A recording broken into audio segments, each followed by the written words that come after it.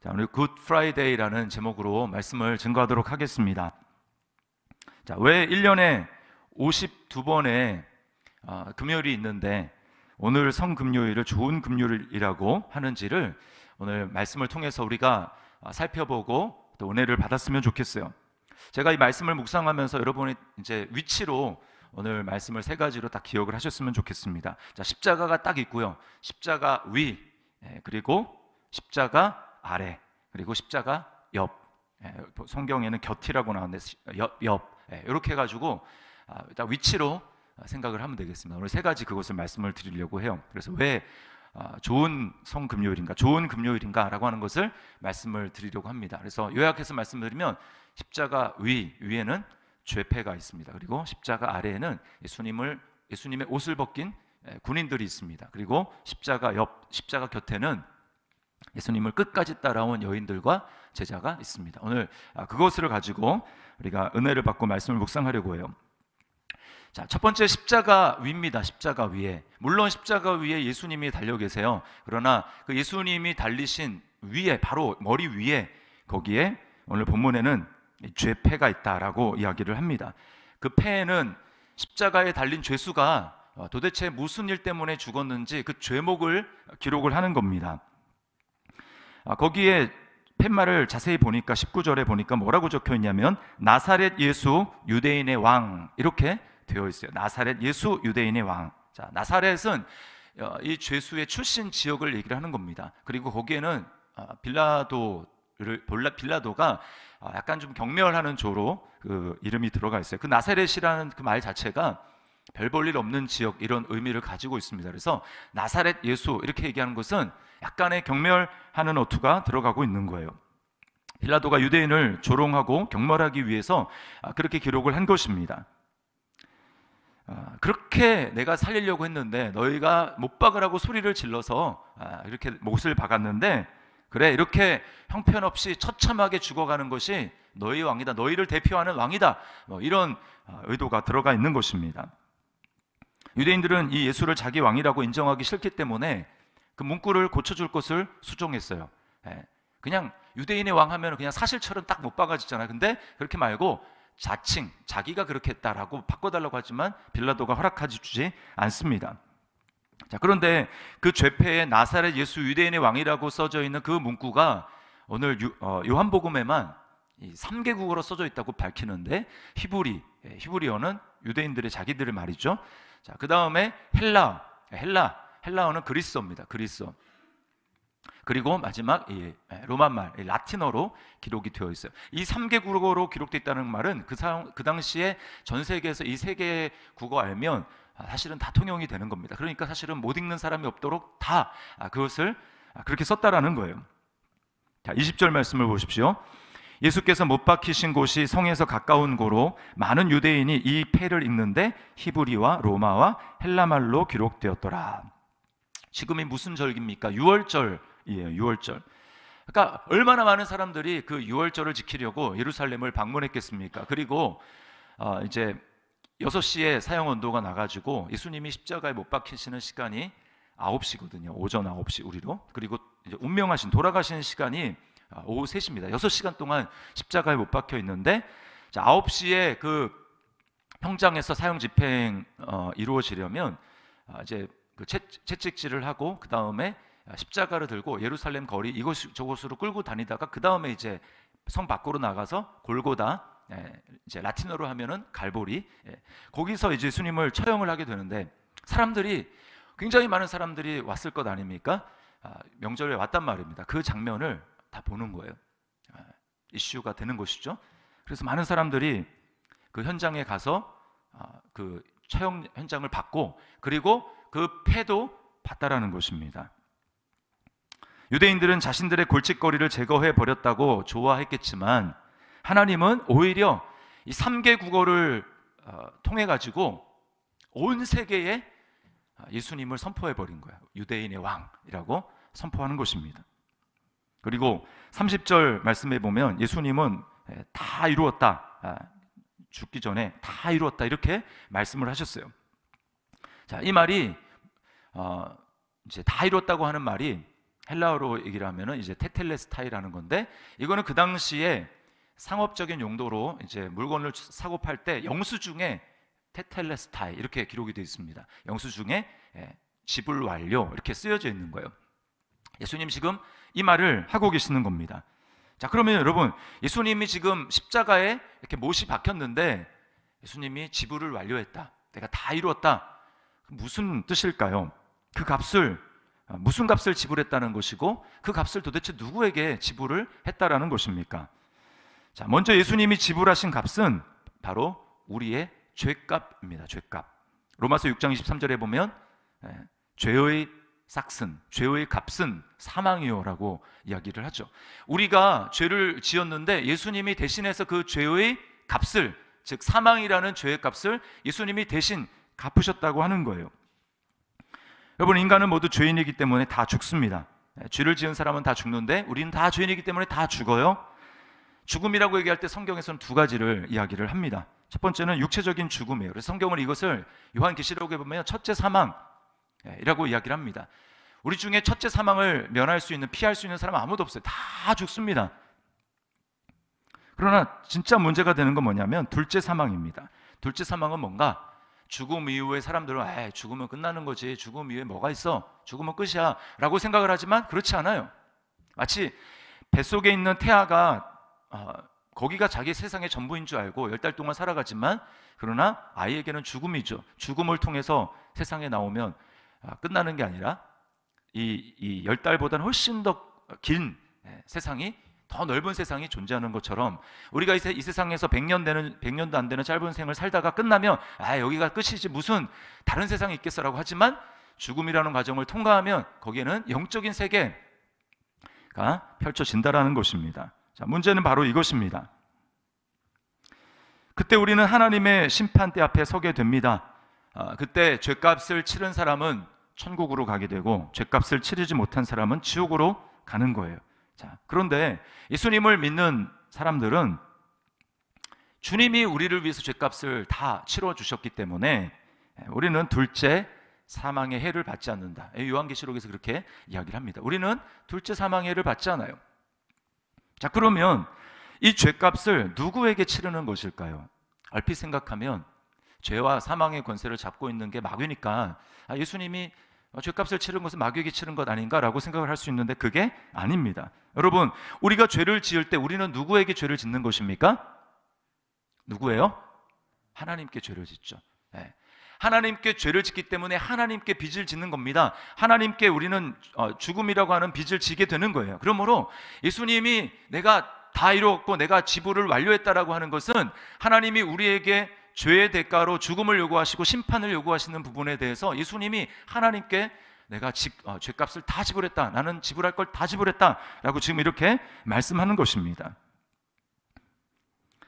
자, 이거를 완전히 믿어야 우리는 승리하는 삶을 살 수 있습니다.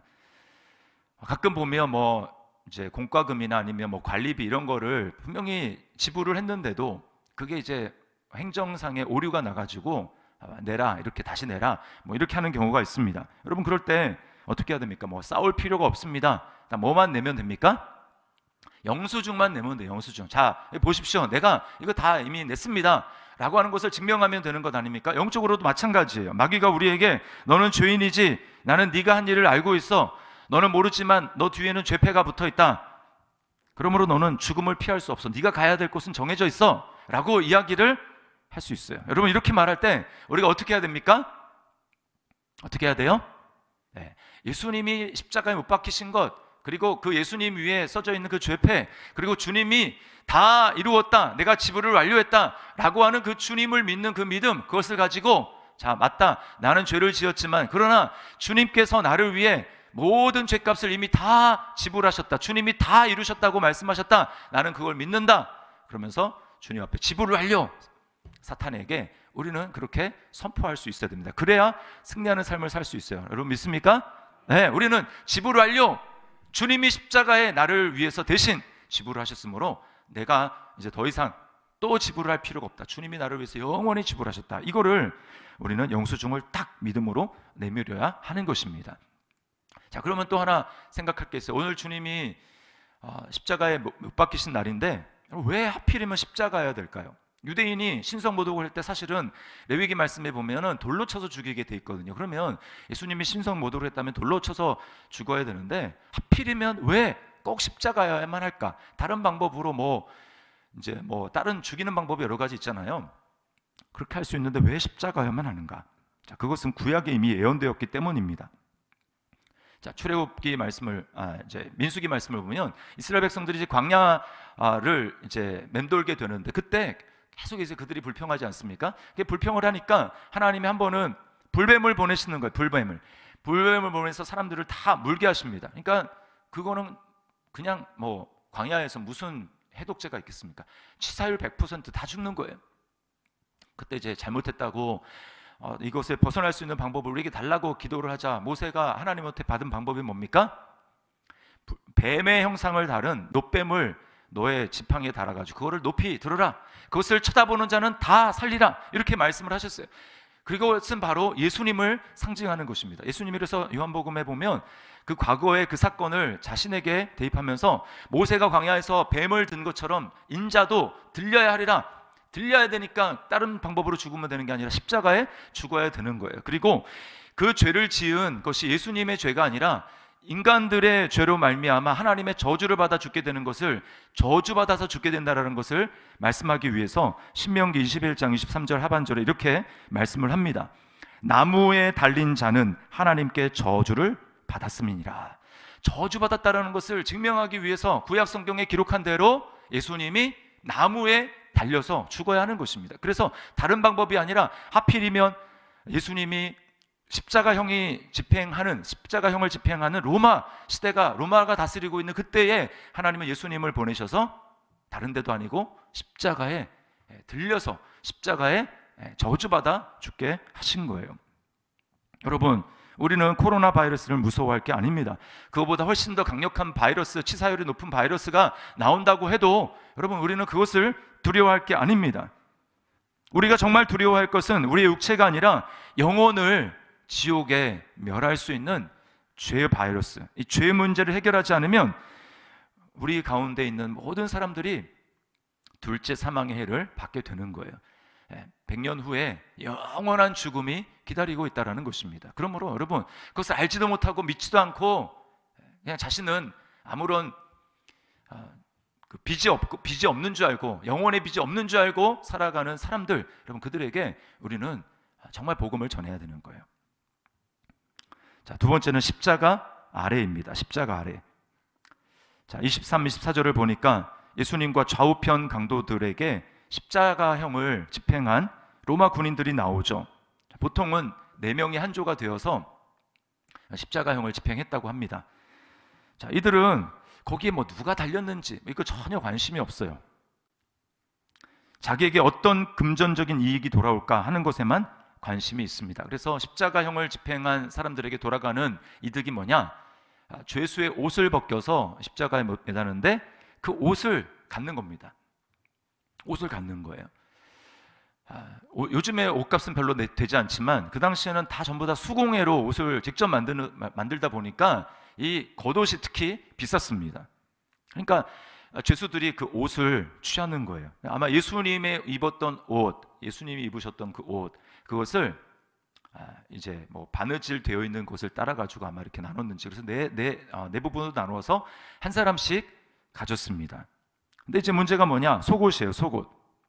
속옷은 바느질한 게 아니라 이 천을 어떻게 했는지 모르지만 이제 목으로 들어가는데 있고 구멍이 있고, 팔로 들어가는데 양쪽 구멍이 있고 밑에 뚫려 있고, 근데 위에서부터 아래까지 바느질한 흔적이 없이 그냥 하나로 그냥 짜진 거예요. 그러니까 그것을 어떻게 나눌 수가 없는 것입니다. 찢다가 목감이 상할 수 있으니까, 자, 이거 투표해가지고 제비를 뽑아가지고 그 사람이 갖도록 하자. 그래서 제비를 뽑게 된 것입니다.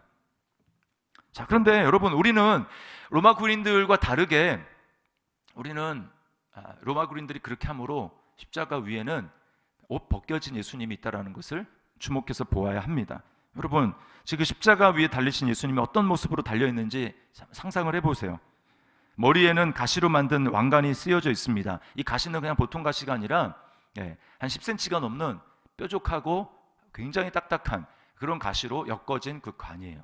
거기를 로마 군인들이 갈대로 막 치지 않았습니까? 그러니까 이게 눌러져 가지고 얼굴에서는 피가 흐르는 겁니다.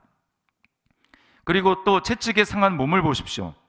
예수님이 맞은 두 번의 채찍, 첫 번의 채찍은 가벼운 채찍이었지만 십자가형이 언도된 다음에 맞은 채찍은 채찍 그 중간중간에 쇳덩이나 날카로운 쇳덩이나 아니면 짐승의 뼈가 붙어 있어요. 그걸로 죄인의 몸에 휘두르면 몸에 감겼다가 땡길 때 살점이 다 떨어져 나갑니다. 그래서 기록에 보면은 죄수들의 이 뼈가 보이고 또는 이제 내장이 다 보이고 막 이렇게 해서 피가 막 엄청나게 쏟아서 고통스러운 십자가에 오래 달리지 않고 빨리 죽을 수 있도록 그렇게 했다라는 거예요. 예수님이 지금 그런 상태로 달려 있습니다. 그리고 오늘 좀 주목하고자 하는 것, 그건 뭐냐면 예수님이 지금 옷이 다 속옷까지 벗겨져서 벌거벗은 채로 아무것도 걸치지 않은 채로 지금 십자가 위에서 수치를 당하고 있다는 겁니다. 여러분이 얼마나 그게 수치스럽겠습니까? 자신의 부끄러운 부위를 가릴 수도 없어요. 여러분, 왜 예수님이 이렇게 벌거벗은 채로 수치를 당하셔야 합니까?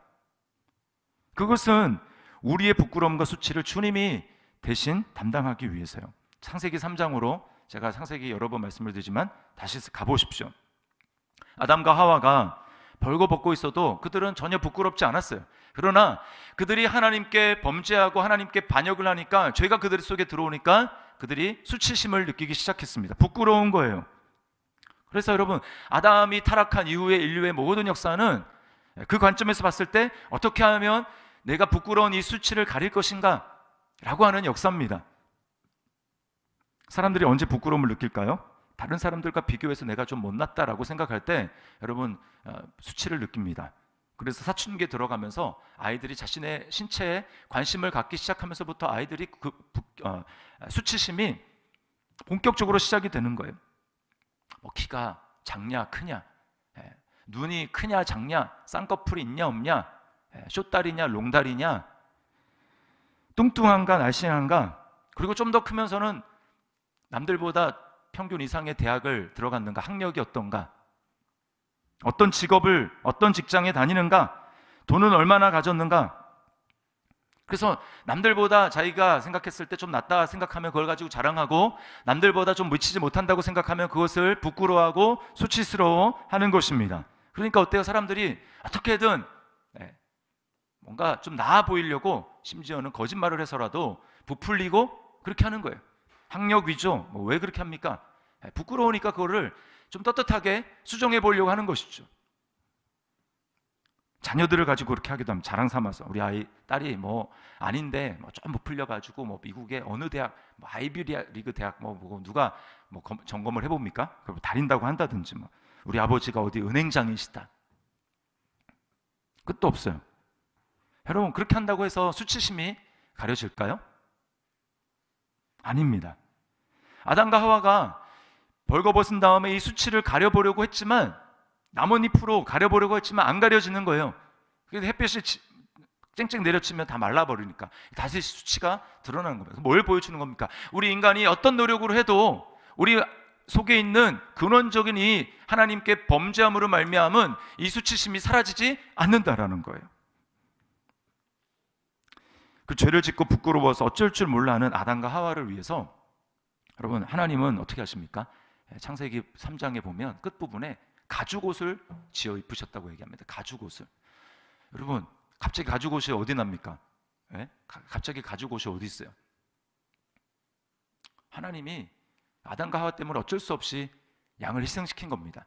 양을 죽여가지고 그 가죽을 벗겨가지고 아담과 하와의 수치를 가려주신 거예요. 여러분, 이것은 예수님이 훗날 벌거벗겨서 우리의 수치를 가려주시기 위해서 주님이 벌거벗길 것에 대한 예언인 것입니다.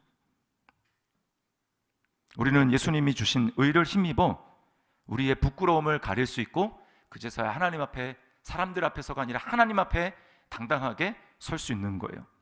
예수님이 십자가에서 벌거벗으시고 우리에게 대신 입혀주신 것은 하나님 앞에서도 당당하게 설 수 있는 완전한 의입니다. 하나님의 의예요. 그 의의 옷을 우리에게 입혀주셨어요. 그러므로 우리는 예수님의 그 의의 옷을 입고 하나님 앞에 당당하게 나갈 수 있는 것입니다. 그러면 하나님이 우리에게 이렇게 말씀하시는 거예요.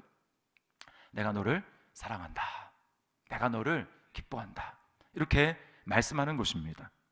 여러분, 그렇게 말씀하시는 하나님이 어떤 분입니까? 온 우주 만물을 창조하신 창조주여, 그리고 전능자이신 하나님이 우리를 인정하시는 거예요. 죄인들인 세상이 우리를 인정해 주는 것이 아니고 하나님이 우리를 인정해 주시는 것이에요. 여러분, 이것은 영원한 인정이고 완전한 인정이에요. 우리는 하나님 나라를 상속할 대단한 사람들입니다. 그러므로 우리가 가장 부자고 우리가 가장 신분이 높은 사람이에요. 여러분, 믿습니까? 네, 실감이 때때로 안 날 수 있지만 우리가 이것을 믿고 주장하고 선포해야 되는 것입니다. 그러므로 세상 사람들과 비교할 필요 없어요. 조금 못날 수 있고 세상적인 기준으로 봤을 때 좀 이루지 못할 수 있어요. 그러나 우리는 하나님의 인정을 받은 사람들입니다. 그것을 묵상해야 돼. 나는 가장 높으신 하나님의 아들이고 하나님의 딸이고 나는 곧 그 영원한 하나님 나라를 상속받을, 기업으로 상속받을 나는 부자 중에 부자다, 최고의 부자다, 최고의 신분을 가진 사람이다 라고 하는 것을 믿음으로 선포해야 될 때예요. 그럴 때에 우리는 수치감, 세상이 너 부끄러워야 돼 라고 말할 때, 왜 내가 부끄러워야 돼? 나는 하나님의 자녀야 라고 우리가 선포할 수 있게 되는 것입니다. 심리학자들에 따르면 수치심은 오히려 막 감추고 그렇게 하면 더 커진다고 얘기를 해요. 어떻게 해야 되냐? 오히려 까발리고 이야기를 해야 된다는 거. 우리 이제 대학교 못 나왔다. 그게 수치입니까? 그럴 수도 있죠. 왜? 더 큰 것이 우리에게 자리 잡고 있기 때문에 그런 것은 더 이상 우리에게 문제가 되지 않는 거예요. 우리가 떳떳하게 우리만큼 잘 개방할 수 있는 사람들이 어디 있습니까? 그냥 나누는 거예요. 예수님을 우리 안에 더 귀한 분으로 모시고 믿어지고 그렇게 할수록 우리는 수치심에서 벗어나고 자랑스러운 하나님의 자녀로서 담대하게 세상 가운데 살아가게 될 줄 믿습니다. 이것이 십자가 아래에서 우리가 받는 교훈이에요. 군인들을 보면서. 자, 세 번째, 십자가 옆입니다. 십자가 옆. 자, 십자가 옆에는 지금 끝까지 예수님을 따라온 사람들이 있습니다. 그리고 새로운 가족이 탄생하고 있어요. 자, 25절부터 27절까지 보니까 십자가 옆에서 예수님을 끝까지 지키고 있는 사람들이 나옵니다. 4명의 여자, 그리고 1명의 제자가 나오죠. 26절에 보니까 그 제자의 이름을 밝히지 않고 사랑하시는 제자라고 하는데, 여러분, 이건 누구냐? 바로 요한 사도 요한을 얘기하는 겁니다. 여러분, 잘 생각을 해보세요. 4명의 여자 중에 4명의 여자가 있고 요한이 있어요. 5명이죠. 지금 그 사람들 중에 지금 가장 고통스러운 사람이 누굴까요? 마리아입니다. 예수님의 어머니 마리아. 예수님은 단순한 아들이 아니라 하나님의 아들이라는 것을 마리아도 알고 있고, 태어날 때부터 천사로부터 그런 이야기를 들었어요. 알고 있어요. 그리고 그렇게 믿고 있습니다. 그럼에도 불구하고 우리가 잊지 말아야 될 사실은 예수님을 10달 동안 잉태해서 낳았고, 그리고 젖을 물려서 키웠고, 그때 기저귀 같은 게 있었는지 모르겠지만 그렇게 다 아이들 키우듯이 그 모든 수고를 다 한 거예요. 마리아가. 모정이라는 게 있지 않습니까?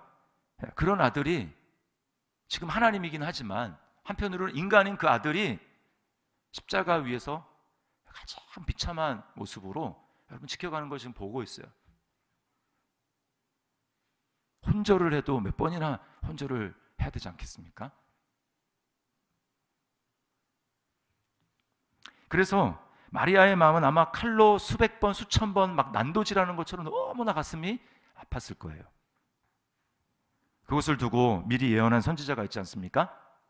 누가복음에 보면 성전에 예수님이 어렸을 때 이제 할례를 하러 갔을 때 8일 만에, 그때 시므온이라고 하는 그 나이 많은 선지자가 나옵니다. 그 사람이 성전에서 늘 기도하던 사람인데 예수님을 안고 마리아를 보면서 예언을 하길 끝에 뭐라고 하냐면 칼이 내 마음을 찌르듯 하리라. 지금 그 일을 예수님이 십자가에 못 박힌 그 현장에서 마리아가 너무 고통스러워하는 거예요. 그런데 너무 감사하고 감동적인 것은 그 예수님이 마리아의 마음을 잘 알고 계신다라는 것입니다. 육신적으로 보면 예수님이 장남이거든요. 마리아가 동정녀로 잉태를 했기 때문에 예수님이 장남이죠. 물론 갈릴리에 예수님의 다른 동생들이 있습니다. 그러나 성경이 뭐라고 하냐면 예수님의 형제들은 예수님을 부활하기 전까지는 믿지 않았어요. 오히려 핀잔을 주고 예수님을 멸시를 했습니다. 가장 슬픈 일대에 지금 현장에도 없어요. 그러니까 여러분, 지금 너무나 가슴이 찢어지는 고통 가운데 있는 그 어머니, 육신적으로 말했을 때는 그는 어머니 아닙니까? 그 어머니를 위로할 사람이 필요한데 지금 아무도 위로할 사람이 없는 거예요. 그래서 예수님은 육신의 어머니 마리아를 요한에게 부탁합니다. 여자여, 보소서, 아들이니이다. 그리고 요한을 향해서는 보라, 내 어머니다. 새롭게, 원래는 혈연 관계, 물론 이제 사촌 관계이긴 하지만 오촌인가요? 거기에서 진짜 어머니로 맺어주게 되는 것입니다. 이제 육신의 혈연을 뛰어넘는 가족이 되는 것이죠. 제가 이 말씀을 묵상하면서 정말 감동이 되고 눈물이 났습니다. 여러분, 사람이 가장 자기중심적이 되는 때 중에 하나가 아플 때, 너무 아플 때는 뭐 아무것도 생각나지 않고 그냥 자기밖에 모릅니다. 그렇지 않습니까? 너무 아프면 뭐 애들도 그냥 뭐 니들이 알아서 밥을 먹든지 그렇게 될 수밖에 없는 거예요. 왜? 내가 지금 죽게 생겼으니까. 근데 지금 예수님을 보십시오. 예수님보다 더 극심한 고통이 있을 수 있는 사람이 있겠습니까? 세상에. 그런데 주님은 그 상황 속에서 마리아의 고통을 지금 염두에 두고 계시는 거예요. 마리아의 그 아픔을 주님이 그 자기가 너무나 죽을 것 같은 고통 속에 있으면서 자신의 육신의 어머니 그 마리아를 예수님이 기억하시고 저의 아픔을 누가 위로해 줘야 될 텐데, 저의 앞을 누가 책임져 줘야 될 텐데 라고 하면서 요한에게 부탁하고 있는 거예요. 제가 이 말씀을 묵상하면서 도대체 주님은 어떤 분인가? 예수님은 도대체 얼마나 대단한 사랑을 가지고 계신 분인가? 감히 상상을 할 수가 없다. 상상을 할 수가 없어.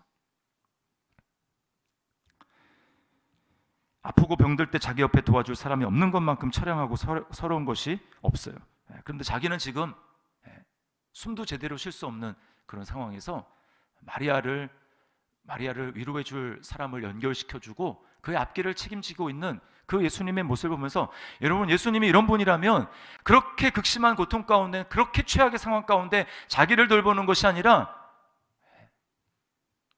자기를 따라온 그 사람을 돌보는 그 예수님을 생각할 때, 여러분, 주님이 우리 앞길을 책임지지 않겠습니까? 주님이 우리를 끝까지 책임져 주시지 않겠습니까?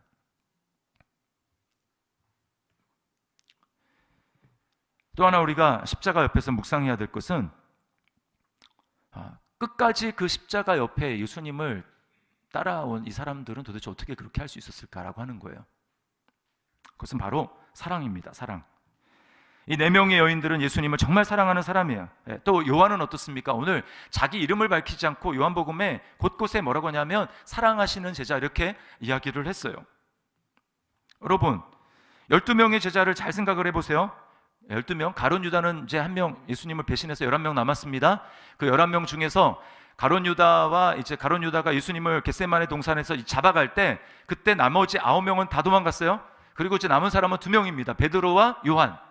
그런데 우리가 쭉 살펴봤지만 베드로는 어디서 탈락했습니까? 이 가야바의 뜰에서 자기 예수님 3번 부인하고, 그리고 이제 어디로 갔는지 모르고 사라졌어요. 그리고 이제 지금 끝까지 지금 십자가 옆에서 예수님을 지키고 있는 사람, 그 요한입니다. 여자들과 요한. 마리아는 모친이었으니까 아들을 사랑하는 마음, 또 예수님을 사랑하는 마음으로 있었고, 나머지 여인들도 막달라 마리아 대표적으로 예수님으로부터 은혜를 받고 주님을 사랑하는 사람이었어요. 오늘 여러분 특세 주제가 이번 주 주를 따라가리라 아닙니까? 주를 따라가리라. 누가 주님을 끝까지 따라갈 수 있습니까? 다른 사람 아니에요. 주님을 사랑하는 사람입니다. 주님을 사랑하는 사람만 예수님이 가장 어려운 그 순간까지 자신의 위험이 닥쳐올 수 있는 그 상황에도 끝까지 가서 십자가 옆에 예수님을 보는 것입니다. 그런데 그 사랑이 우리에게 있습니까? 우리에게는 그 사랑이 없어요. 그러므로 여러분, 우리가 주님을 끝까지 따라가기 위해서 어떻게 해야 됩니까? 날마다 주님 앞에 말씀과 기도를 통해서 예배의 자리 가운데 나아가서 주님이 나를 위해서 도대체 어떠한 사랑을 해주셨는가, 주님이 나를 위해서 어떠한 사랑을 부어주셨는가, 이것을 묵상하고 바라봐야 되는 것입니다. 다른 사람이 아니라 주님이 나에게도 이러한 사랑을 베풀어 주셨어. 그래서 나야말로 주님이 사랑하는 제자지, 나야말로 주님이 사랑하는 아들이고 주님이 사랑하는 딸이지, 이렇게 고백하는 사람이 여러분 주님을 부인하지 않고 끝까지 주님을 따라가는 거예요. 여러분, 신앙생활은 사랑입니다. 머리로 하는 게 아니고 여러분, 사랑에는 감정이 있어요. 뜨거워야 돼요. 열심히 있어야 됩니다. 아무런 예수님을 믿는다고 하는데 그냥 냉랭하고 무덤덤하고, 여러분 그게 사랑입니까? 사랑이 그런 게 아니잖아요. 뜨거운 게 있어야죠. 헌신이 있어야죠.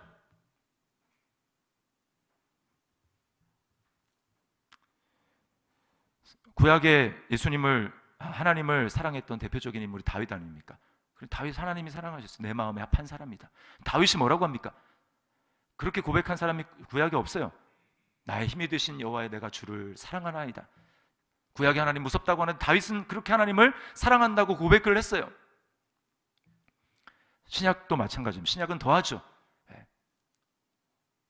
바울 사도가 뭐라고 합니까? 그리스도의 사랑이 우리를 강권하시는도다. 또 주를 사랑하지 않는 자는 저주를 받을지어다. 그렇게 얘기했어요. 믿음 생활은 주님을 사랑하는 것입니다. 여러분, 오늘 제가 세 가지 말씀드려요. 왜 성금요일이 굿 프라이데이입니까? 배드 프라이데이가 아니라 굿 프라이데이. 왜?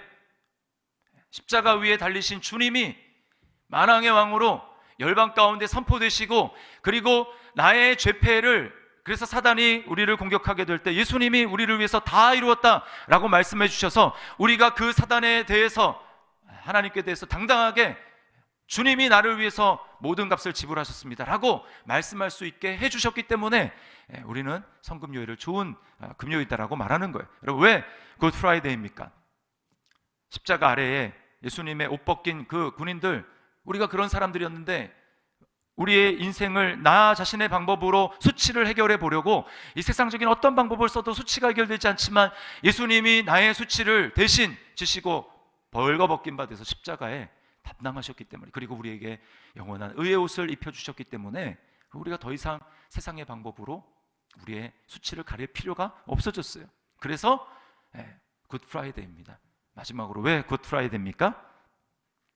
가장 고통스러운 순간에 주님이 자신을 염려하시는 것이 아니라 위로가 필요하고 고통이 필요한 주님을 따라가는 그 제자를 향해서 내가 너를 염려하고 있고 내가 너의 앞길을 돌볼 것이다 라고 하시는 그 주님의 약속이 있기 때문에, 여러분, 우리가 그런 사랑을 주님 기억한다면, 주님 사랑을 그런 받은 사람이라면 우리가 주님을 따라갈 수 있지 않겠습니까? 우리도 십자가 곁까지, 십자가 바로 옆에까지 주님을 따라갈 수 있지 않겠습니까? 그래서 우리 성금요일이 우리에게 정말 상관없는 것이 아니라 주님 굿 프라이데이군요 라고 하고, 우리도 주님을 끝까지 따라갈 수 있는 주님의 제자들이 될 수 있기를 주님의 이름으로 축원합니다.